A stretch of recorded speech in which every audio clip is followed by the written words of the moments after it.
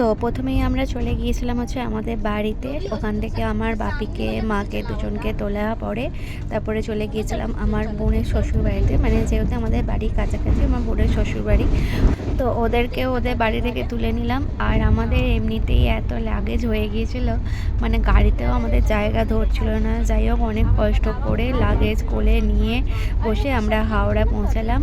আর ভোরের সানরাইজটা দেখতে কি সুন্দর লাগছিল। আর এই যে দেখো আমরা ভীষণ চাপাচাপি করে বসে যাচ্ছি, কিছু করবার নেই। আমরা নিজেরাও বুঝতে পারিনি যে এই গাড়িতে এতগুলো লাগেজের পরে মানুষদের বসবার জায়গা থাকবে না। যাই হোক আর কি করা যাবে, এখন এইভাবেই আমাদেরকে যেতে হবে হাওড়া অবধি। আর আমি ব্লগটা কখন এডিট করছি জানো, মানে আমি দিল্লি থেকে ফেরার পথে ট্রেনে বসে আমি এখন এই ব্লগটা এডিট করছি। আমার মেয়ে ঘুমাচ্ছে আর যেহেতু এসি একদম নীরব সাইলেন্টই আছে, তো এখন বসে বসে আমি এটা এডিটিং করছি। যাই হোক এই যে বললাম যে সানরাইজটা আজকে এত ভীষণ সুন্দর দেখতে লাগছিল, দেখো সূর্য মামাকে কি সুন্দর দেখতে লাগছে। আমরা এসে গেছি হচ্ছে এখন হাওড়া স্টেশনে। এখন ঘড়িতে বাজছে কটা, 7টাও বাজেনি। আমাদের ট্রেন হচ্ছে 8টায়। 1 ঘন্টার ওপরে এখন ওয়েট করতে হবে। আর বাপি পোকা সন্দীপ সব গেছে হচ্ছে চা খেতে। আমরা এখন একটু বসে আছি। বাপি আমি সেম সেম প্যান্টও সেম সেম, মাও ভালো হয়ে গেছে। মাকে দেখা ঠান্ডা লাগছে গায়ে ধাপা নেই। তো ট্রেনে উঠেই আমরা খাওয়া শুরু করলাম।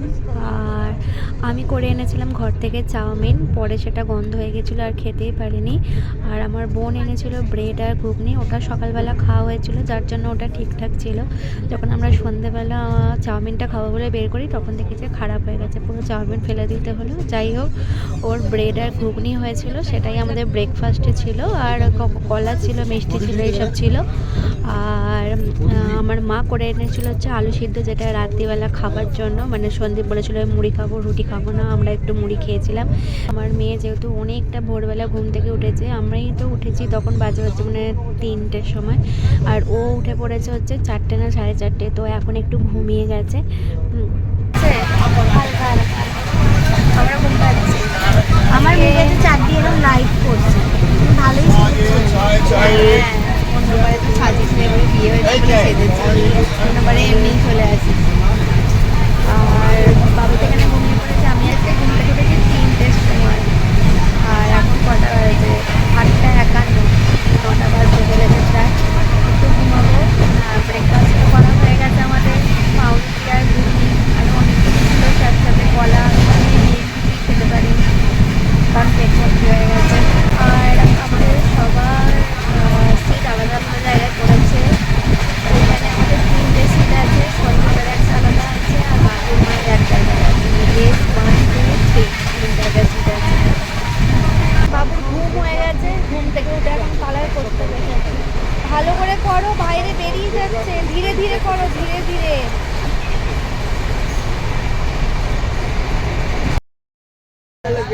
এখন আমাদের দুপুরে মেনু চলে এসেছে। এটা হচ্ছে খাবার আইআরসিটিসি ক্যান্টিনের খাবার। এখানে আছে হচ্ছে ভাত, ডাল, একটা পনিরের সবজি, রুটি, একটা মিক্স সবজি। আর ওটা কি রে? হ্যাঁ ওটা কি? ওই যে বাপি বললো ওটা একটা কি রায়তা মনে হচ্ছে না? হ্যাঁ আমি সেটাই ভাবছি, বোঁদে দিয়ে রায়তা ওরকম। আর আমি ঘর থেকে ডিম সিদ্ধ করে এনেছিলাম। জল এখানে আছে তো, এই তো জল। আমি বাইরে থেকে ডিম সিদ্ধ করে এনেছিলাম, আমরা এখানে ভেজ থালি নিয়েছি। আমরা সব খাবার করে এনেছিলাম, শুধু দুপুরের ভাতটাই করতে পারি। নাটুকুনি কথা বলি না, ভাত ডাল ডিম সিদ্ধ সব আছে, এখন খাচ্ছে না, ওই খেয়েছে।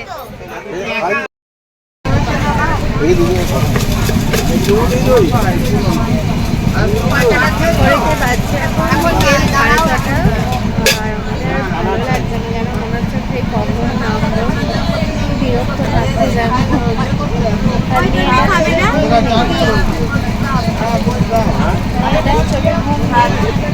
একটু ঘুমাচ্ছে হয়ে যাচ্ছে, আবার তো চলে যাচ্ছে পড়ে যাচ্ছে।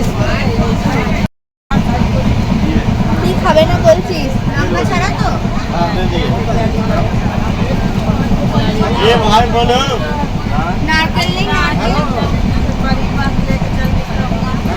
নারকেল চাই সোনা কি এখানে চলে আয় বাদাম খাবি আয় কালকে রাত্রিবেলা আমরা একদম 8:30 না 9:45 সময় খাওয়া দাওয়া করে ডিনার করে শুয়ে পড়েছিলাম। আর এখন ঘড়িতে বাজছে হচ্ছে 5:45 আর আমাদের ট্রেন ঢুকছে হচ্ছে এবার দিল্লিতে। ট্রেন রাইট টাইমে যাচ্ছে 6:05 দিল্লিতে ইন করার কথা, তারপর দেখা যাক ঠিকঠাকই যাচ্ছে। এখন এসে গেছি দিল্লি, আমরা রাজধানী এসে গেছি, তাই তো? কার সাথে দেখা হবে, কার সাথে দেখা হবে? ভাইয়ের সাথে। বাবু অনেকদিন পরে ভাইকে দেখতে, তাই তো? হ্যাঁ ঠিক আছে, বন্ধু কথাটা। আমরা দিল্লি ঢুকে গেছি, চলো। তো আমরা এসে গেছি দিল্লিতে, দাঁড়িয়ে আছি অটো বুক করে, তারপরে যাবো হচ্ছে মামার বাড়িতে।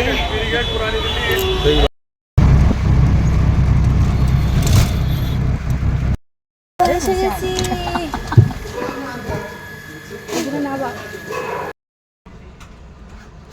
পায়েল মিষ্টিটা তুলে নে, খাবো না আমি, কেন মিষ্টি খাবো না।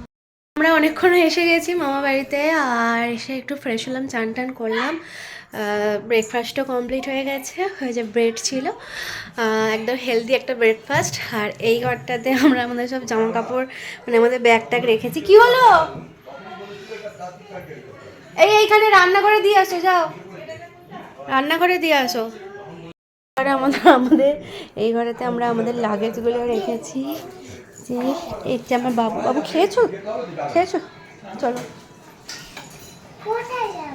এই ছাদে জামা কাপড়গুলো দিয়ে আসতে হবে তো, তুমি যাও দিয়ে আসো, যাও। তোমার দায়িত্ব। আমার দায়িত্ব।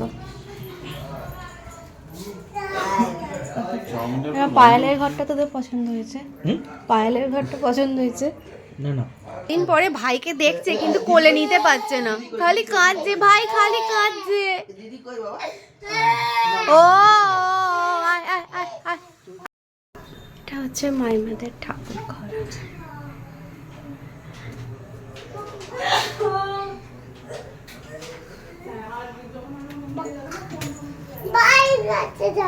ভাইয়ের কাছে যাবো, দাঁড়া না।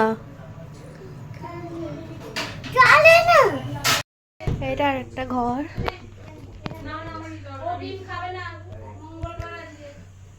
আর এই সাইডে বাথরুম আছে, এখানে মা ঢুকেছে এখন বাথরুমে।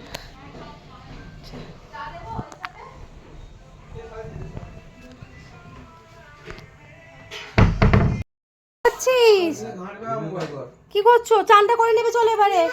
কেন মা? চলো চানটা করিয়ে দিই। ভাইয়ের ওইটাতে সাইকেলে বসেন, ওটা সাইকেল নয়, ওটা হচ্ছে যে ভাই ওটাতে বসে খায়, ওটা হচ্ছে ফিডিং চেয়ার। কে শুয়ে আছে? কে শুয়ে আছে আমার পাশে?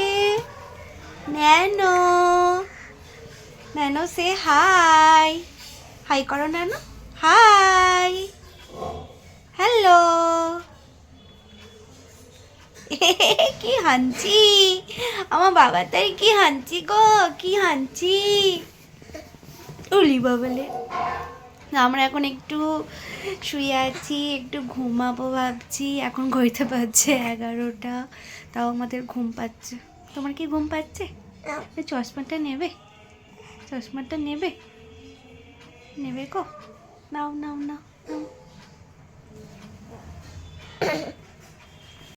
দিদি কোথায়? কোথায় সিনজা দিদি ভাই কই? হ্যাঁ সিনজা দিদি ভাই কই? সিনজা দিদি ভাই ঘুমাচ্ছে, ঘুমাচ্ছে গো, ঘুমাচ্ছে। আমার চশমাটার উপর কি লক্ষ্য, চশমাটাই ওকে খুলতে হবে। বাবু ঘুমাচ্ছে, মেয়ে আমার ঘুমাচ্ছে অন্য ঘরেতে, বাপি মা শুয়ে আছে, ও ওখানে ঘুমাচ্ছে। একটু পরে আমরা দুপুরবেলা খাওয়া দাওয়া করার পরে আমরা অক্ষরধাম টেম্পেলে যাব। ওখানে ঘুরতে অনেকটা সময় লাগবে, আস্তে আস্তে আস্তে সন্ধে হয়ে যাবে। ও বাবা, এ তো আমাকে কথাই বলতে দেয় না, তোমাকে কথাই বলতে দেয় না বাবাটা। ওই দেখো ক্যামেরা, দেখো বাবু, দেখো ক্যামেরা, ওই দেখো তোমাকে দেখা যাচ্ছে, দেখো এদিকে এদিকে দেখো, এই দেখো, এই দেখো তোমাকে দেখা যাচ্ছে, দেখো রেড রেড হয়ে গেছে। বাবু কি দেখছো ওরকম করে? কি দেখছো গো? তুমিও রেড, আমিও red, red red red red. চিকেনটা খেতে এসেছে, কি সুন্দর সাজিয়ে গুছিয়ে খেতে দিয়েছে বাবু। ওই আমি উচ্চে আলু ভাজাটা খাবো না, আলুর পরিমাণ বেশি আছে রে, দেখ। এই যে ভাত তুলবার তুলে দাও এতে।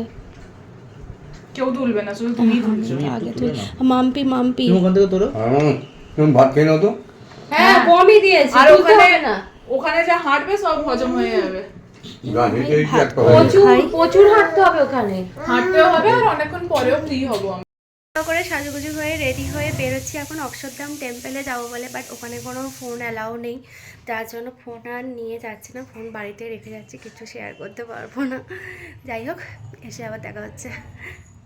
আজ এখন 9:50 আর আমরা এই 10 মিনিট হলো জাস্ট জামা টামা ছেড়ে চেঞ্জ করেছি, হাত মুখ ধুয়েছি, ফ্রেশ হয়েছি। তারপরে আবার মাইমা সবাইকে খেতে দিয়ে দিয়েছে, খেতে রাখছে।